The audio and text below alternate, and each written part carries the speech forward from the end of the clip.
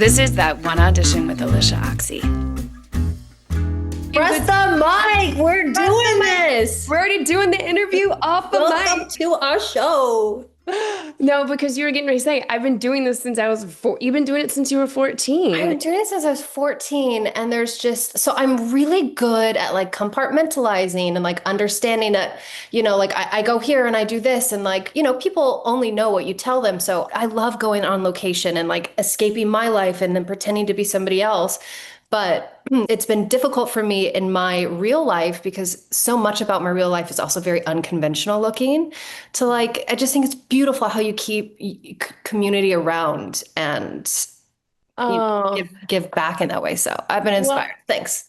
Thank you. Well, I think it's also just kind of interesting because like, I think you and I have touched on this once when we've been hanging out, but like, you don't normally sit down with your friends and be like, let's talk shop.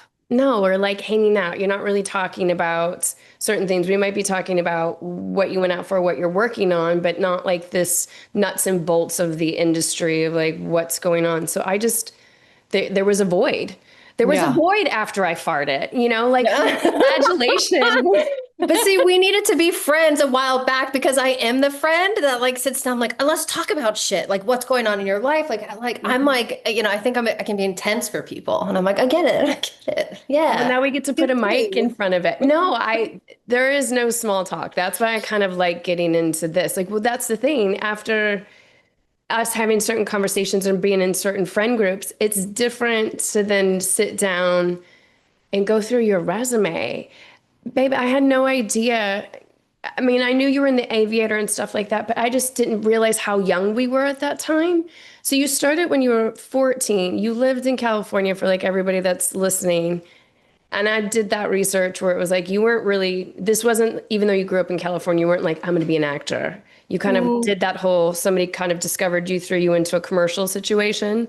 Yeah. And like my mama. Like for sure. Like my older sister was an actress first, actually. And she had done like a Smart Beep commercial. And she was like a legit guest star on The Secret World of Alex Mack, which was like so cool back in the day. So like she was doing it, and then my sister didn't want to do it anymore. And just like all eyes kind of turned to me, and I like think, and they were like, "Does your like younger one want to do it?" And I was like, I was so weird. I was such a weird little girl and quiet, and it all makes sense now. Like maybe we'll get to that, but like it all makes sense now. But yes, it was kind of thrown at me more, and then one day I was able to embrace it, and I was like, "Oh, I like this." Oh yeah. So then where's the pivoting point of embracing it? Because also looking at your resume, I mean, you kind of start from what we can tell, right? When people are scouring IMDb and it's like, oh, Kelli Garner started, and then 4 years later, she's working with Scorsese, and then she does literally, you did 7 films in 2005, or 7 films came out the year after Aviator. Yeah. So it feels like it just was like, boom. It was so much because I was so young and I wasn't like this cinephile, right? Like I hadn't even seen a Scorsese film until I knew I was going to work with Scorsese, because I'm like barely 19 in that, and I'm like just like hanging out in Thousand Oaks, like going to high school. Like I was, I wanted to be like, I was like a princess in like the prom court, and I like, was just a normal girl. And so the movies that I loved were like, Bring It On. Like Kirsten Dunst to me is still, she's like the queen to me, and I love her so much. And just like, or Goldie Hawn's, or just like, I just loved silly movies. So for it to come on and like early on, just some of pre-Scorsese, just like the Larry Clarks or even the Mike Mills or the Greg Arakis, like these were vastly, wildly different directors, but yet like equally eccentric and super arty, like led to then this Scorsese kind of lucky land. And I was like, it was so, it didn't stop. And it didn't stop until I was like in my late 20s, really. Well, then let's talk about a couple of things, because I think this will be helpful for people. Oh my God, I'm exhausted just thinking about everything I've been through. You're like, and then flash forward to where we are now.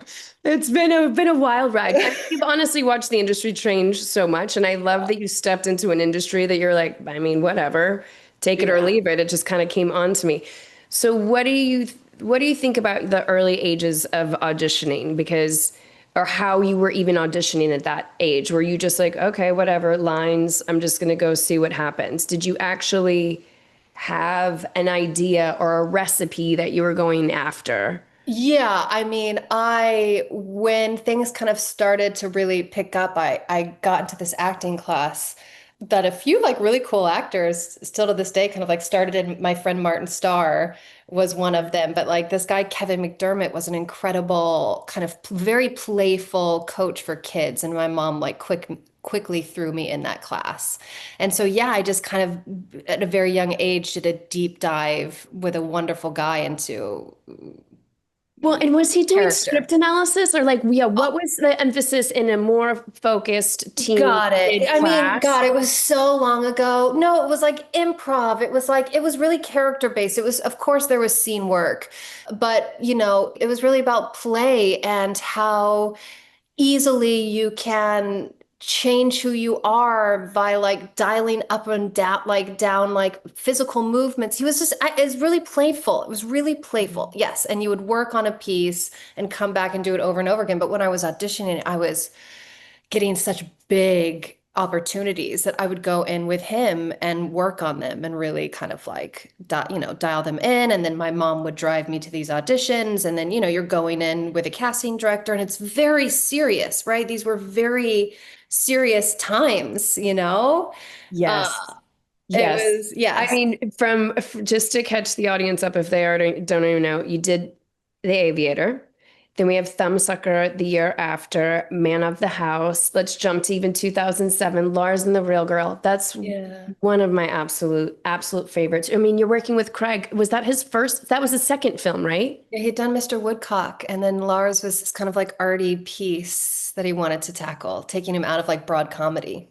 Yes. Yeah. So just listing some of that, and you already said it was like boom, boom, boom, boom, boom to like your almost mid to late 20s.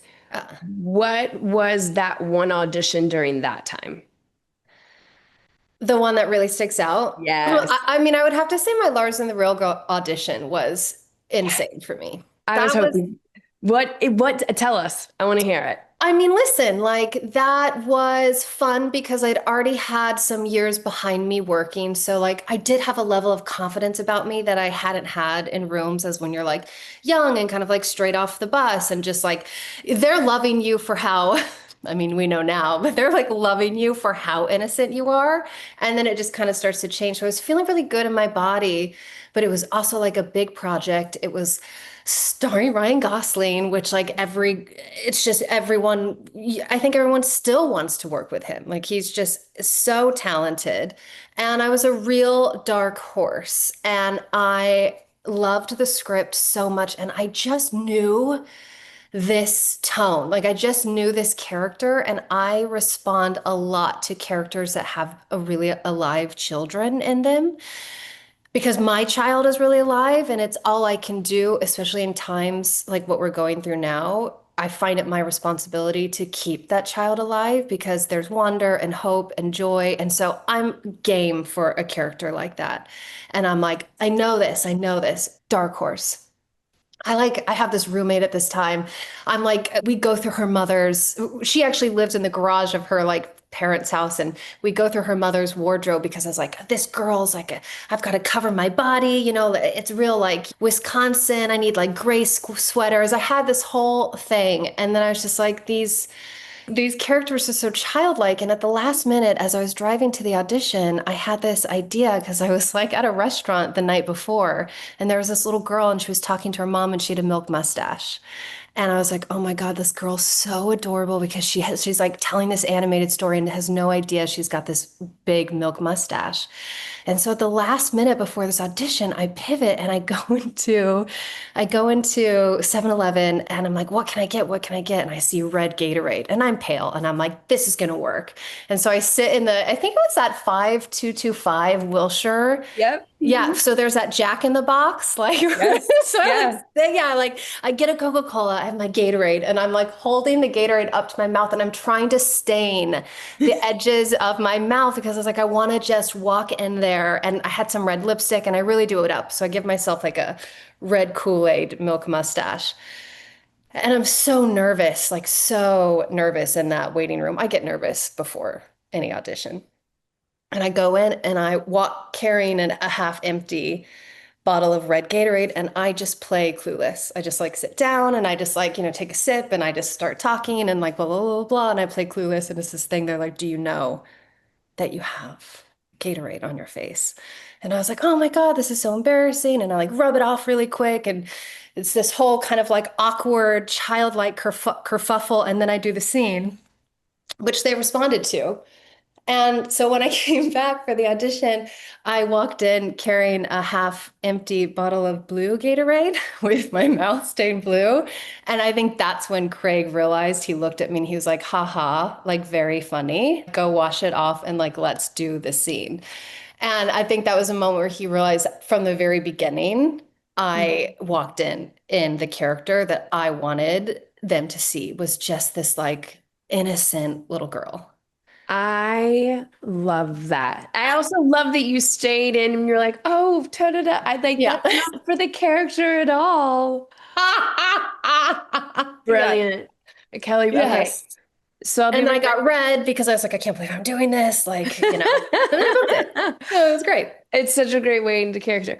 I'll be remiss not to ask you this because everybody, I know we don't necessarily go into the rooms anymore, but for me, nerves would sometimes show up as hives. Like even if I knew my lines, knew what I wanted to do, it felt like my body would betray me. And people have written in on the show and asked, they're like, what do you do for hives or what do you do when you're nervous? How would your nerves manifest in you and how were you working with them? Well, in a situation like that, which I was very nervous, I get red too. And in that situation, I go with it. I use it because Works. that it works for that character.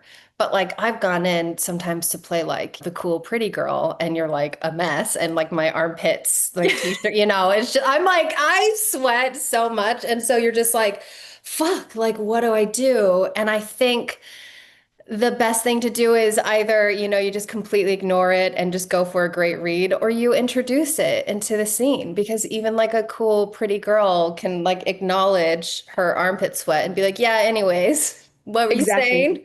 Uh-huh. And once you bring attention to it, it's like it just isn't, it becomes it's just a part of the thing. Yeah, it's like what you resist persists, right? So if you're ignoring it, it's just going to get worse. Yeah. I always love being like, what's my character nervous about? Because then that's the only thing that's regulated my nervous system in the last 10 years. But the first 10 years, I'd be like, "Ugh, let's try to get it to stop. And it would get worse. It I was mean, listen, first of all, do you drink something to regulate your nervous system? Because yes, I do a Rise lot of like, mushroom coffee for me has changed the game. has it? Yes. What do you do? This is I love magnesium. I'll drink Oh, it. I also do like certain calm GABA. Yes. Certain natural remedies that I just in the last like 10 years, but this is a great ad space right now for what's it called again? What's the mushroom? oh yes. Rise mushroom coffee. Rise Apparently they have hot mushroom. chocolates and matchas too, which I really want to try. But here's like the problem. First of all, I can't drink normal coffee anymore. I didn't realize how much it was giving me anxiety and just like twisting me in a way I didn't need to be twisted on top of the anxieties of like my life, the world. Same. And so it's been great, but it's also like expensive as fuck. It's like more expensive than a fancy bag of beans. I was like, oh, great. Just brought more money in on top of me every month. It's Good job. great. It's great.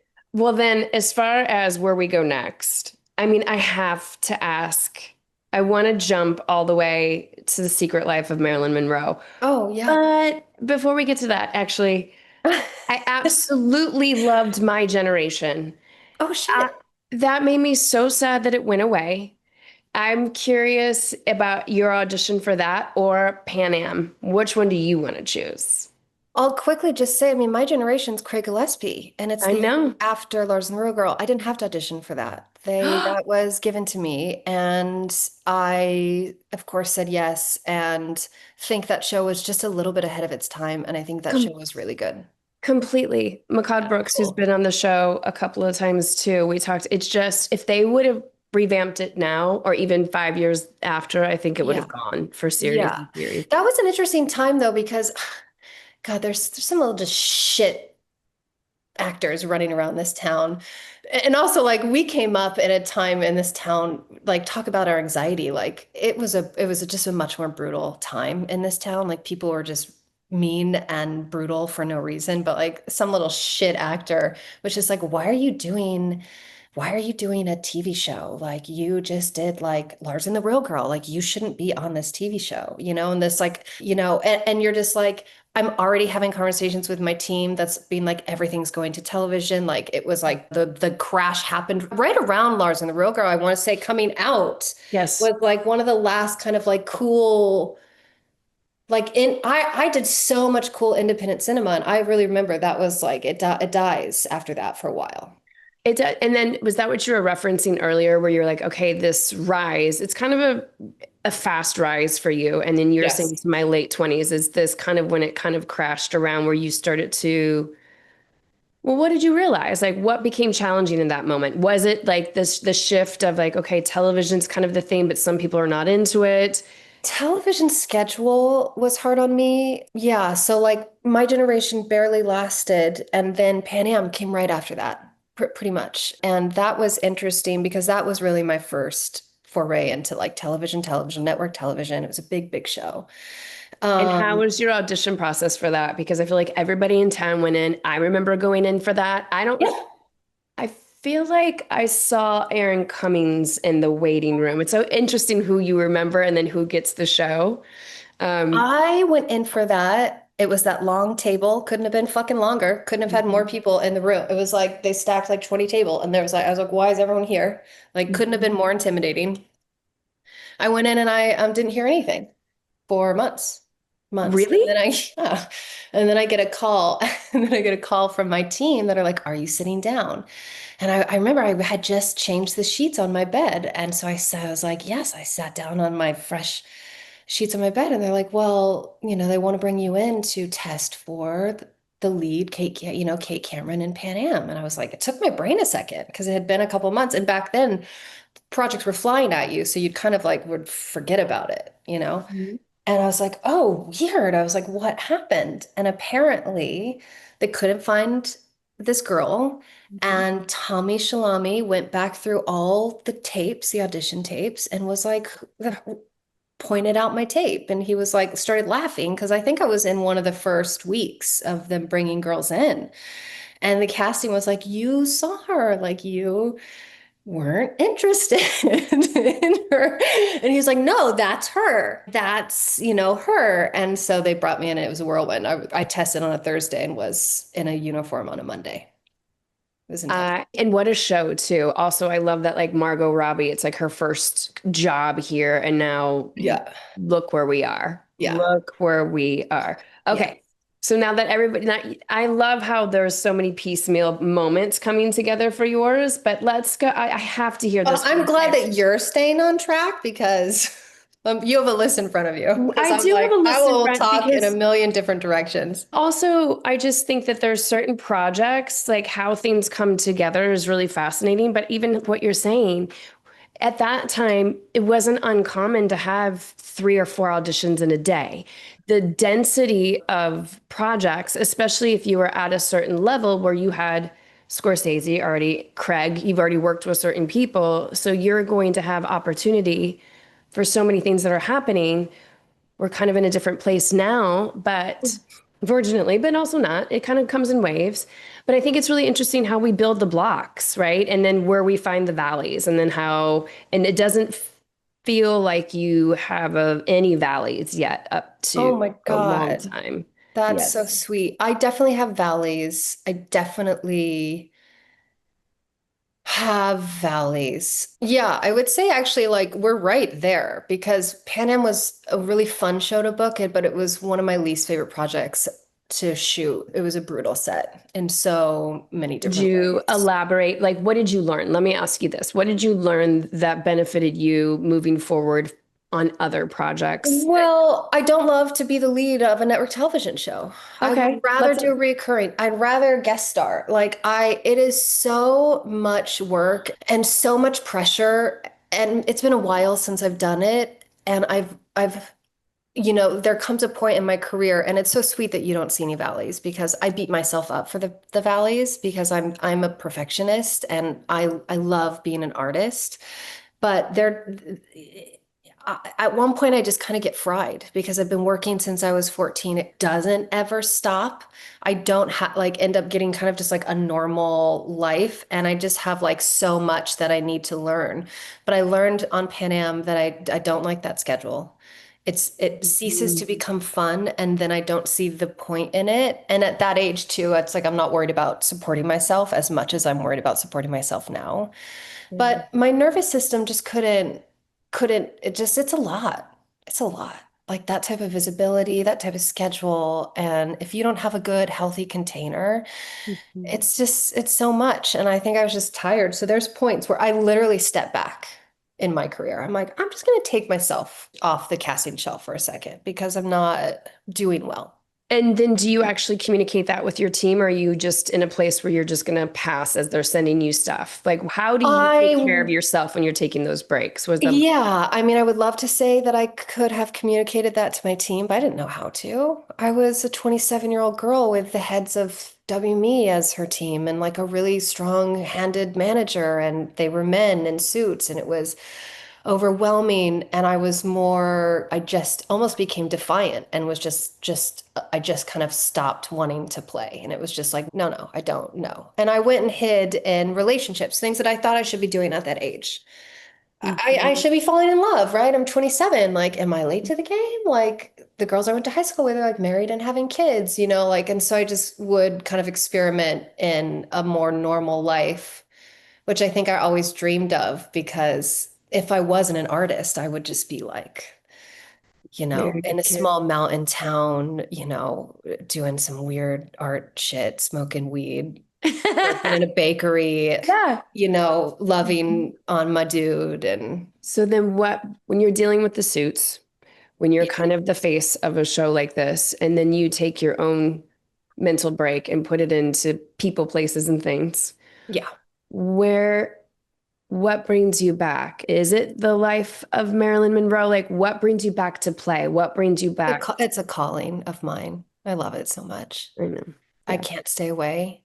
It's where I've never felt fully human. I've never felt fully comfortable in my body.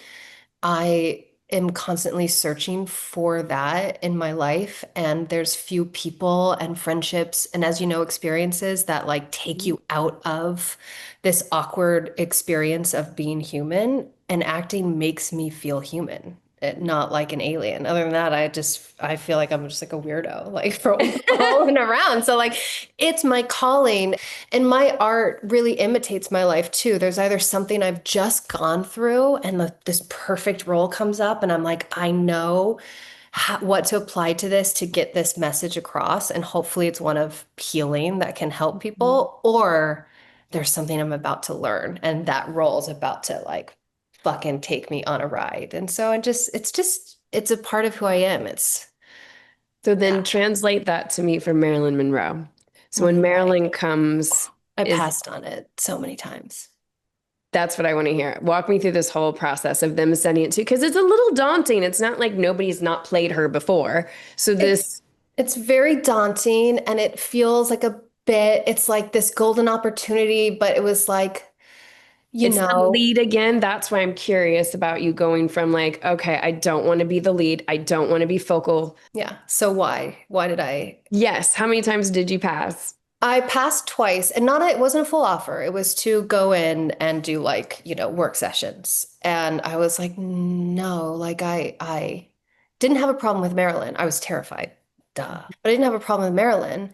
I had a problem with, I think I was nervous about Lifetime. I think I was nervous about, it's like, what a great woman to play, but it's like, do I want to play the sensationalized kind of dramatic version that Lifetime's going to do? And so I think it was like knowing I wanted to play her, knowing I kind of had to play her because duh, that's a Mhm. woman who has the most alive child inside of her. So it makes why she's so sexy like such a contradiction because she's just a little girl too.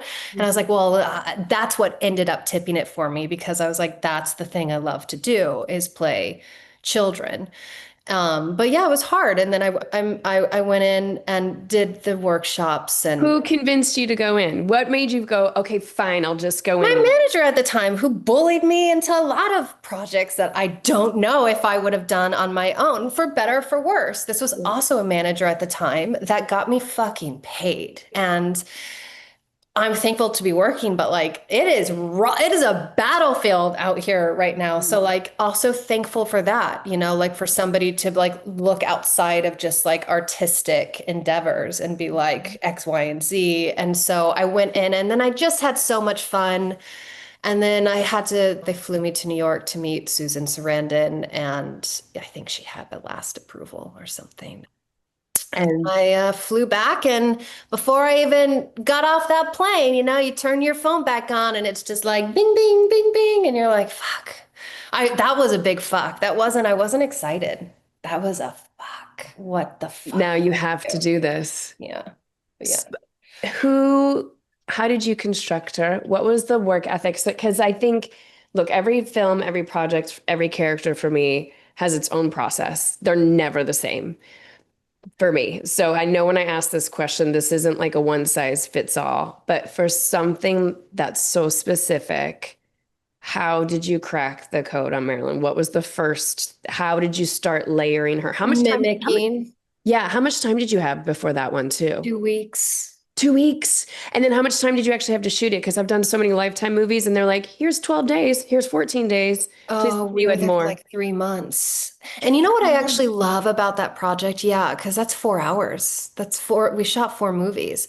You know what I love about that project is when I watch it back, I can really see week one versus like week 16. And knowing how terrified I was of it, how terrified anyone would be of it, and then like all the work I put into it, the limited time I had, like I love it. I'm like, that's the first week. Oh, okay. And then you're like, there's some scenes where I just had gotten so into it because with something like that, with everything I do, I really to overwork it so that I can just embody it on the day.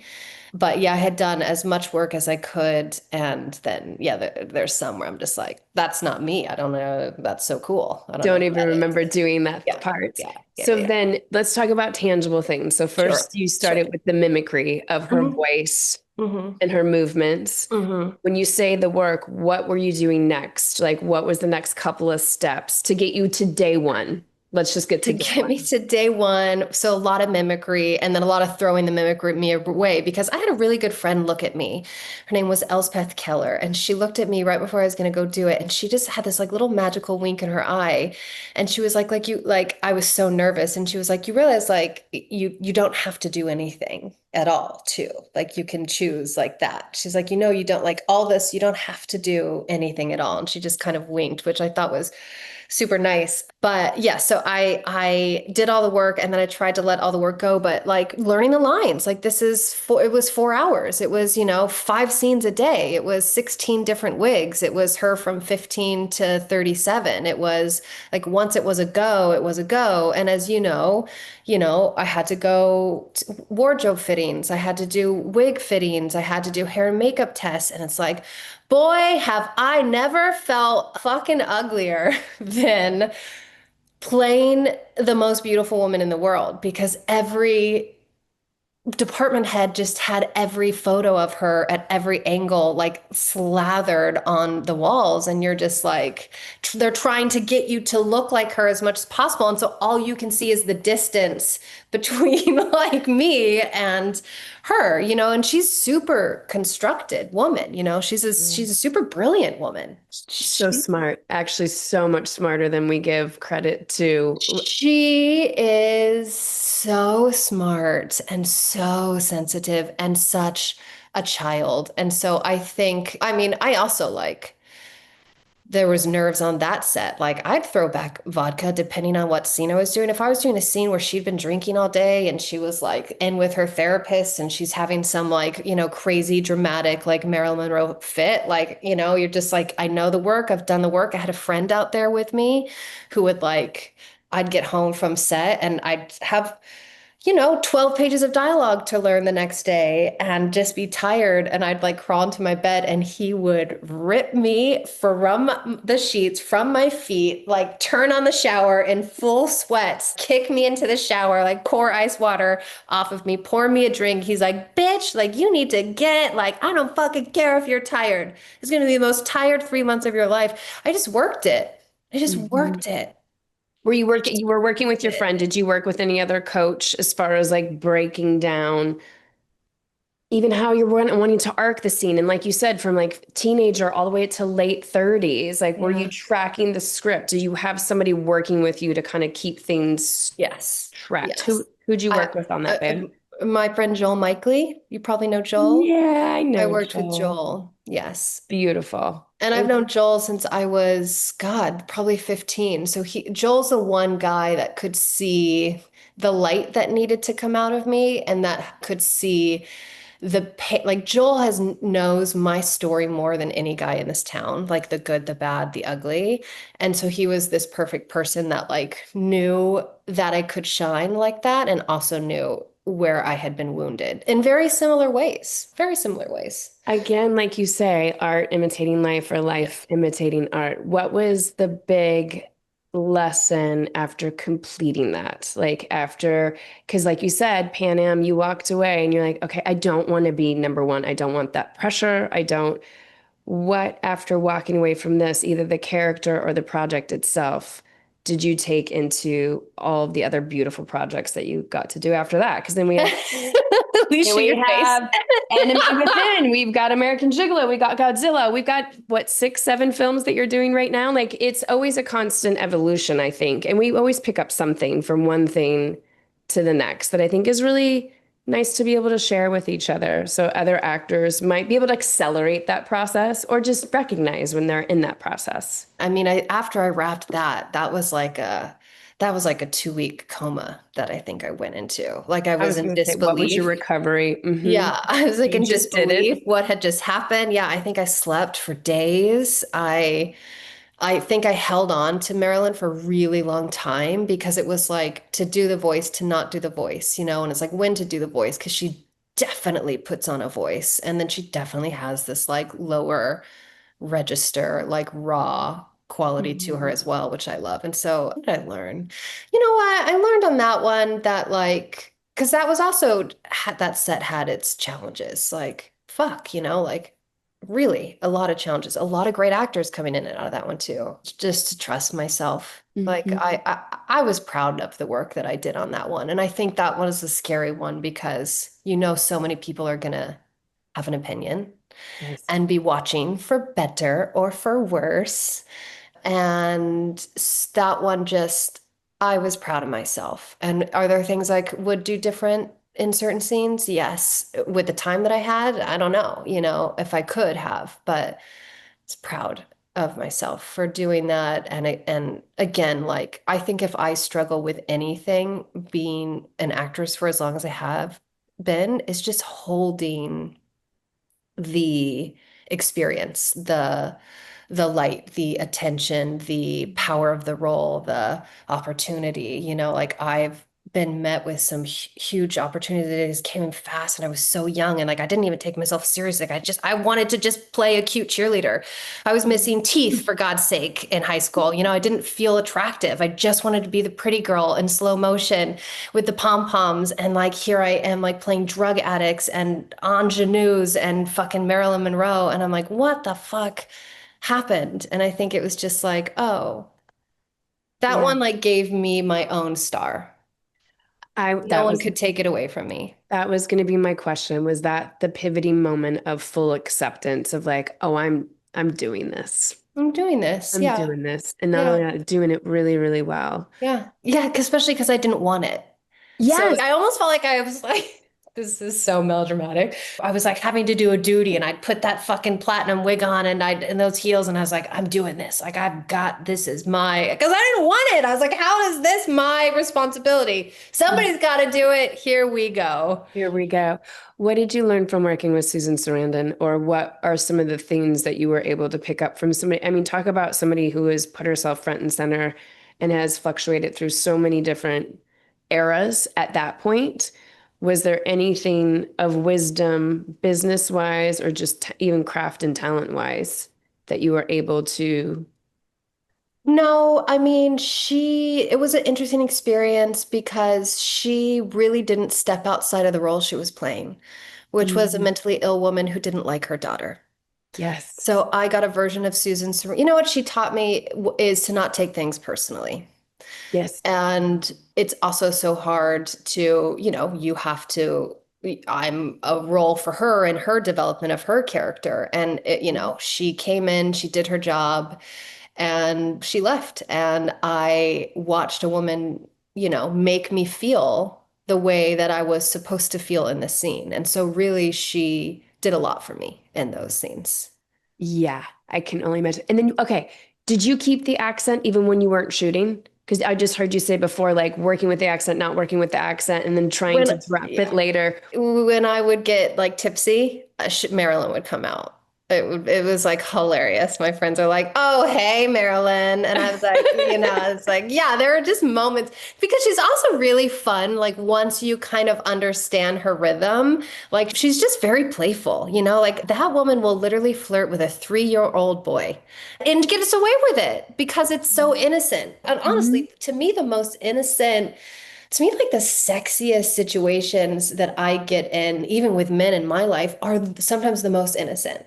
I don't know why. It's like when my child can meet your child, I'm like, I'll move almost everything out of the way for it. I love that. Yeah. Okay. The TV and film landscape, it's constantly changing, but traditional actor training has largely remained the same. It's focused on a theater model whose main goal is to help you stretch the expression of your instrument.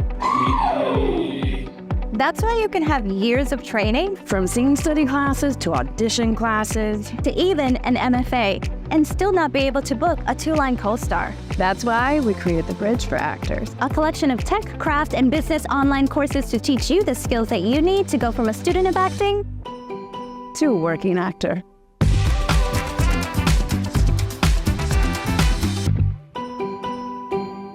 Let's move into our new era of self-taping Yeah, let's and do the it. auditioning process. Yes, I have and some things to this. say. Yeah. I want to hear them. How's it going for you? What audition will you want to talk about here on this? Well, I listened to the thing that you released a couple weeks ago about how important it is to have I mean, I've listened to a few things, and again, I'm really inspired by you. I believe I've been really working on healing my nervous system because I honestly believe mental health is the name of the game in life, one, but especially if like you want to be a sensitive artist that like helps others heal through art.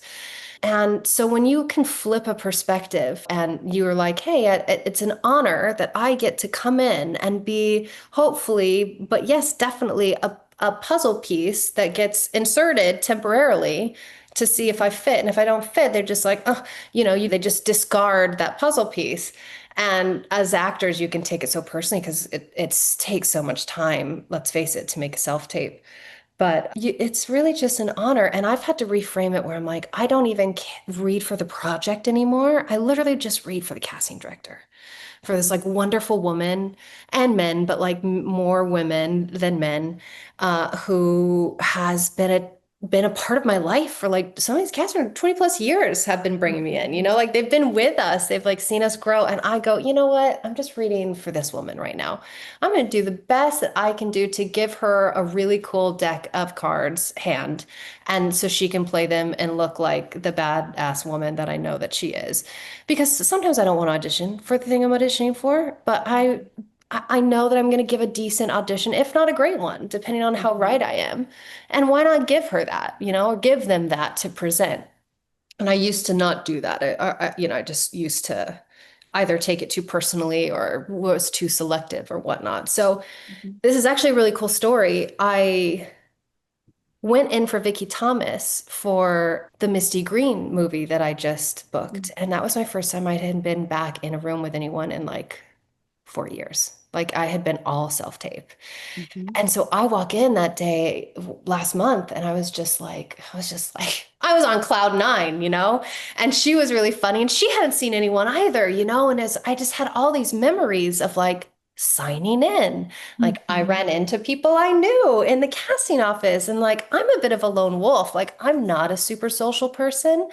And if I am, it's not usually in a Hollywood ring, it's in other areas. And so I was like, oh, this is how I used to stay connected with people. Like, this is how, when then we'd be like, hey, let's meet up for a coffee or like, if you ever need to run lines. And so I'm just like having this great day. And I go in to read for this. And I go in and Vicky goes, Kelly, I just want to let you know, a while back, I had you tape for this show and I can't stop thinking about that audition tape. And like, that's like one of the reasons, like why I've called you in, because it was so good. And I was floored and I'm like scanning my brain and I was like, oh my God, that's right. And I was so mad at Vicky Thomas for asking me to self-tape for this role because I felt so wrong for it. And it was a lot of dialogue. It was a big opportunity, but she was like this fierce, like executive in a man's world, like tough as cookie, like the most powerful man in the room. And she like puts a man down in the scene and tells him to like exit the room. And I'm just like, fun, but not in my wheelhouse. Like I wouldn't shoot, why is she? And I was like, God damn it, Vicky, like, why are you doing this to me? Like I hadn't seen her in a second. I knew I had to make a good tape. I think it was for Tommy Shalami, Pan Am. And so I was like, I had to do a good job for something I was so wrong for. And I told her that, and she was like, yeah. She's like, I know you were so wrong for it, but you were so good. And that's why it had registered to her to bring me in for this, because she just remembered. And I mean, I spent hours on this audition that I knew I wasn't booking, but I was just trying to figure out, could I get something out of me that made it worth it for me, that makes it worth it for her? Like, why am I going in on this? And that had her bring me in for that. And then I booked that one, like, boom. And you're just like, that's why. That's why. Yes. I love this shift of perspective. I'm working with a bunch of casting directors in a class that I'm teaching next week, and a bunch of casting directors are coming in to watch other actors work. And I think that there's this dialogue that actors sometimes have early in their career or at different points in their career where they create a hierarchy and they don't look at the gatekeepers as people. Not only that people that have their job is on the line too. They're coming with their list to pitch to even get that job.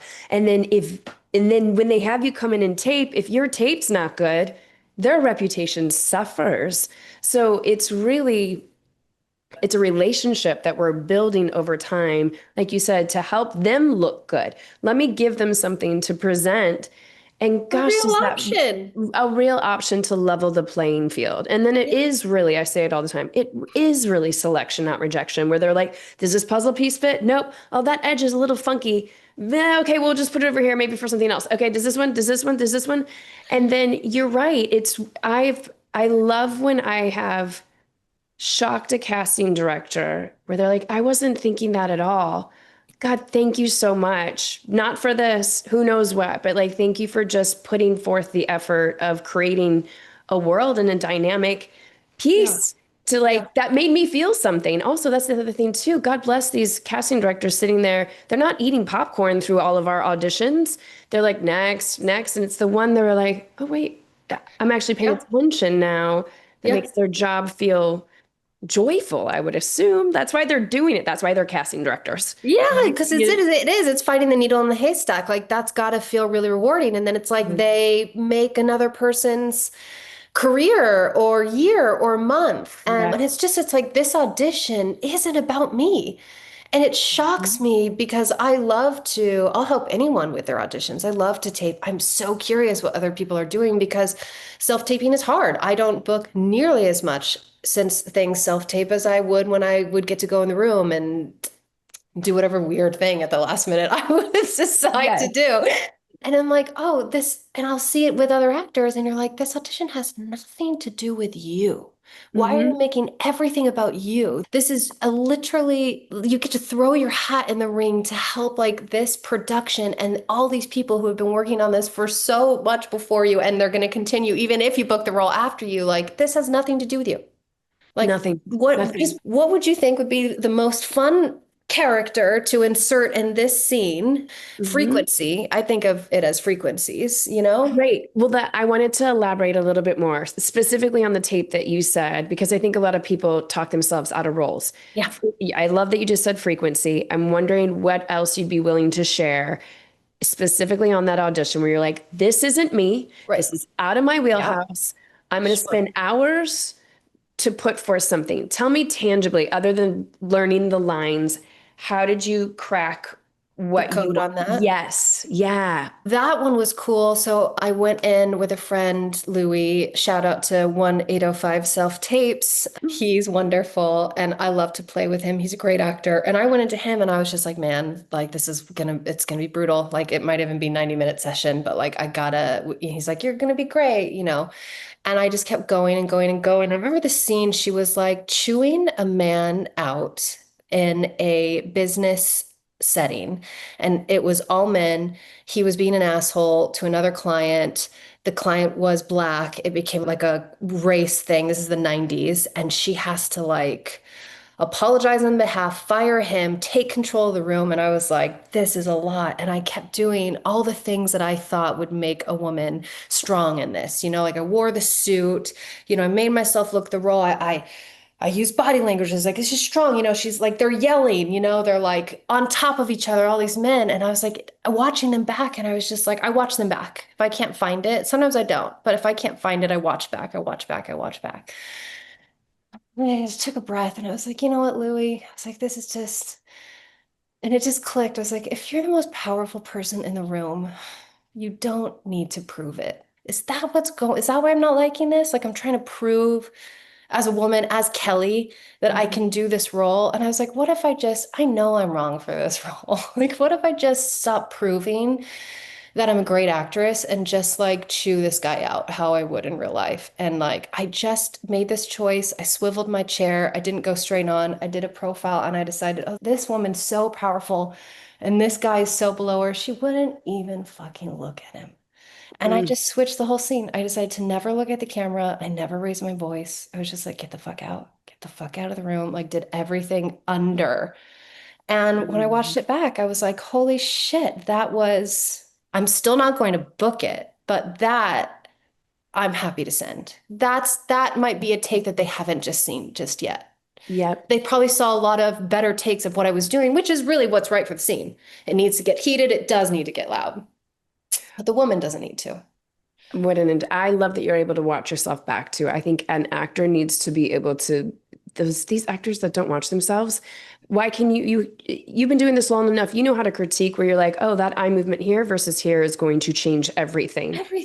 Everything. And if I can move like this or pivot or vocally use the frame to do this, you can tell so much. That's actually why I like self-taping, is because we can create such a story in it. Yeah. But I miss the interaction of communication. I miss the discovery of my nerves in the room, the ever so slightly performative nature that kind of comes alive. It's not, it just raises the stakes ever so slightly when you're playing in that arena. Yeah. But man, do I love being able to really work the camera that we get to do with the self-taping realm. Yeah. I used to not watch, and then I started watching, and then I realized, like, for me, I move a lot as an actress. And I think it's like my anxiety and my nerves or whatever. And like the more that I actually can sit still, and also, you know, who's the queen, I realized watching her, of sitting still, is Sandra Bullock. That woman is really like focused. Like her face, you know, she's really focused. And I was like, oh, that would be cool for me because I love playing playful and quirky or innocent, but to try stronger characters or just a different vibe. Like when I sit on my hands, I'm like, oh, I like this, Kelly. This is cool. It's just fun to explore with what your instrument does. I love Uh-huh. that let's say you're in decade 3 of the work, since you started so young, you're really getting to see how your body shows up. And Yeah. it's so beautiful. Yeah, yeah. Okay, one more, and then I'm going to go to rapid fire questions because I think it'd be so fun to do with you. Oh, okay. I'm excited. Okay. I'm enjoying talking to you. This Chris Rock movie that just came together Yeah. that you did Yeah. you already shoot it? Yes. Yeah. Was that an audition or was that an offer? That's the one that I went in for Vicky Thomas for. That is the one. That's the Chris Rock one. Yeah. So I almost passed on the other one because I was like, this is too much work. I'm never going to get it. And then I was like, no, I'm going to do this for Vicky That Thomas is because the Vicky Chris Thomas Rock. fucking rules. And she casts a lot of does. great stuff. So I'm just She sending the does. tape in and little did I know. So that was the Chris Rock one. Mhm. How was working with a writer, or how was working with an actor? Well, also he's a writer too, director. He does everything in this. Yeah. He does everything. Yeah.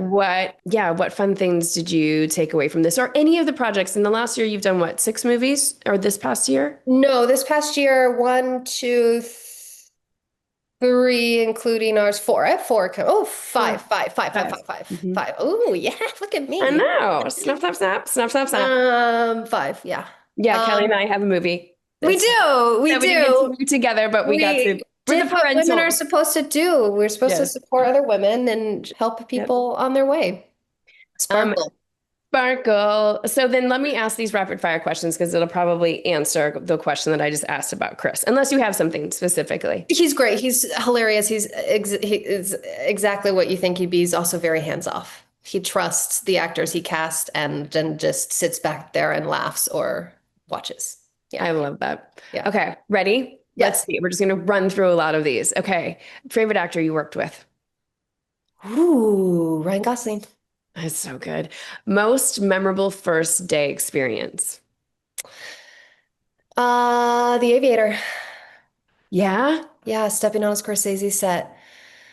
Stepping on a Yes. Scorsese set. I'll never forget it. And hundreds of thousands of dollars of jewels and wigs and just the best costumes. They rebuilt the Coconut Grove to scale. It's like Danny Houston, Leonardo DiCaprio, Alec Baldwin, Martin Scorsese. And I'm just like, whoa. You're like Disneyland of movie making. And I had come from independent cinema. So it was like, it was almost like it exploding on itself even more. It was already so cool. And then it was like, oh, here's like cinema, you know? And I was Here like, it is. wow, I could get used to this. Who's the first person you call when you get an audition? Depends on the audition. I don't call anyone. Maybe Louis. That's what I was wondering. book. Yep. I move fast now on self-tapes. I get the appointment, I'm looking at it within the hour, and I'm making an appointment to self-tape, and I try to get them in within 30 hours rather than at the tail end. I want to get in fast and quick. Is there a strategy to that? Or are you kind of going with, you think that, because like you said, Yes. Pan Am, you were one of the first ones in. Yeah. I think there's a strategy. Don't overthink it. Instinctually, what was the first thing that you saw? Read the lines. I read it once and I drop it for the whole day, and then I'll go back to it and then learn the lines. But it's like I get it out fast and I trust myself because I also know they get so inundated. And I think sometimes it's best to be one of the first tapes that they watch. That's great. Than one of the last tapes they watch. That's great. I love that. Okay, when you book the job, who's the first person you call? My mommy. I love that. My mama. How do you celebrate? I go out to dinner, drinks with, I mean, I have such great girlfriends. So like they'll all get so excited for me. So yeah, drinks. I'll usually, buy a cute new skirt or something. I don't really, because we're freelance over here and I support myself, I don't really shop. So when I book something, I go, okay, like I'm going to have an afternoon. I'll go like to lunch and, allow myself to spend my money on something other than rent. Yes. Okay. How do you recover when you don't get the job that you really, really wanted? How you cry, you think about it, you hopefully get another audition and forget about it altogether. And That's totally the forget best, about is it. when just another great opportunity comes in right after it. In fact, actually, I think my team is starting to get to know my energetic signals, because it's like when I get close to something, like for the cool thing about this Chris Rock thing was I was like up for like four things at the same time. And then they can kind of like use all the things to like get the one that like, is gonna come or whatever. But it's like, I think they've even started to realize if I get up for something and I sit for too long, it's unfair to actors, because we work so hard. So just move on. Pull Okay. up your big girl panties and move the fuck on. Move on. Which role do you wish you could steal, or which role do you feel like did get away from you? Ooh. Ooh. So, I mean, Alicia, so many great You roles got can, away you from me. can, White Oleander got away from me years ago. This was one really, really early on, and who was I just talking to? One of the producers, and he talks about it to this day, it was a real split, and I wanted that one so much because I was a big fan of Michelle Pfeiffer, and it was such a cool, dark, fun role. I didn't get it. I was sad, but Alison Lohman is so talented. so talented. She's And so good. but so are you. But it's one of those things, right? When the room is split too, it's hard. I've seen producers before, casting directors, and they were like, "We wanted you," and then yeah, it's hard. Okay, what's the one thing that you've done that you wish more people would see? That's maybe on a smaller scale because you've done so many great things. I wish more people would watch The Secret Life of Marilyn Monroe. I know Yeah. that doesn't feel small scale, but that one, I think that one didn't get watched very much. That one I wish more people would see. Yeah, I mean, look where Lifetime is now versus then. Like they're giving awards, like, certain things. Well, Susan Sarandon got nominated for The Secret Life of Marilyn Monroe. Don't make me go there. Don't make me go there. Okay. Yeah. Funniest way that you've gotten a job other than an audition. Funniest way you've gotten a job. Falling on my face as soon as I walked into the room. Literally fell on my face. It was for the Aviator. I wore dark eye contacts into the audition because I was playing a real woman who had dark eyes. My hair was already dark. It was already dyed really dark for something. And so I was like, oh, so I went to my optometrist and got colored contacts, but it was like, this was way back in the day, so they weren't great, right? They were kind of thick, they were painful. I was so nervous. I had a screen test at the Beverly Hills Hotel. They sit me outside the room. There's this window with just a sheer curtain pulled so I can like see the figures of Leonardo DiCaprio and Martin Scorsese, and Gwen Stefani was in before me, and she was doing her test for Jean Harlow. And so my heart's like beating out of my chest. I've already sweat through which the costume loved to remind me my outfit that was the complete wrong decade, but everyone thought it was adorable. I'm sweating through my, 1940s costume, and they call me in, and I like take a big breath and I exhale, and they swing the door open, and I take like 5 steps in my heel, and I don't know, I get like literal tunnel vision. Like I get a panic attack is what I think happens. And everything just starts to close in on me, and the contacts aren't like my eyes. And so every time I'm blinking, there's like this wash of like the browns kind of shifting, and I just panic and I just fall. I fall so hard. I don't even think my hands prevented my fall. I think like my head like fully hit the floor, and I bolted up, and I was mortified because, I'm like 18 and it's Leonardo DiCaprio. And I'm just like, well, that's true to Kelly. That's very Kelly. And had a terrible, terrible screen test. I couldn't hit the emotional beat. There was a car scene where she's supposed to be crying. I couldn't cry because I think like my face was throbbing, and I felt like it must have been like 5 sizes too big for my head. Like, when you get hit by something, Yes. it was a nightmare. And I left, and I beat myself up for weeks. I cried for weeks. I didn't hear for 2 months. And when I got it, I was told I was the first person cast. And Martin had told me that I had booked it the moment I fell, because I fell. He said it was a fall, and you're jumping up to try to be like, that didn't happen. Like, I'm mature and I know how to walk in heels, because he was like, she was 14 and Howard Hughes was positioning her to be like this next big movie star. He was like, it was watching you be so mortified and pretending. He's like, you were shaking. And he was like, I loved it. He's like, I wish I could have repeated it, but but I was like, really just, he's like, it's, you just don't know, Just don't. That is that one audition, Kelly. That is kind of incredible. You just don't know. I always say too on the podcast, it's the mistakes that get you the job. It's not the perfectionism that you think that they want or you're putting forward. I love that. We can end right there. There's nothing Yes. Farting in panties or falling flat on your face. Okay, we've both been humiliated. I adore you. I love watching you work. I'm excited for when we get to actually be on screen together. I know. It'll be so fun. You have so many lovely things coming out. This will be out later this year. Is anything going to be coming out at this point? I think our movie's in the festival circuit. Yeah, I have all the other ones next year. What's coming out? I have this dope little indie horror I did called The Red Mass that's been like hitting some already like Screen Fest in London. I think it's going to come out around Halloween this year. Perfect. And then I don't know the state of the other two indies that I did. One was cool. It was the Polish brothers, and each of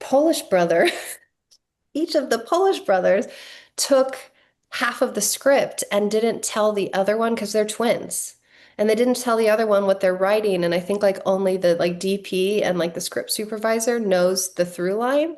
And it's like about two twin brothers who reunite. And so they both directed separate halves. And I don't know. I heard the second half was like delayed or something. So I'm not sure about that. But I thought that one was cool. It's like, how do twin brothers really know each other to like work that way? That's fascinating. Yeah. Were you in both? No, or just one of them? Totally different casts in each movie, and the movies get stacked together. Wow. I know. That'll be fun to see. Be fun to see. What are you on Instagram? Where can everybody follow along from when? At It's Me, Kelli Garner. It's me, Kelly with an I. We'll see that. Kelli with an I. Thank you for doing this. This was a fun ride. So happy to see you. Hopefully we get to do it in person. You, yeah.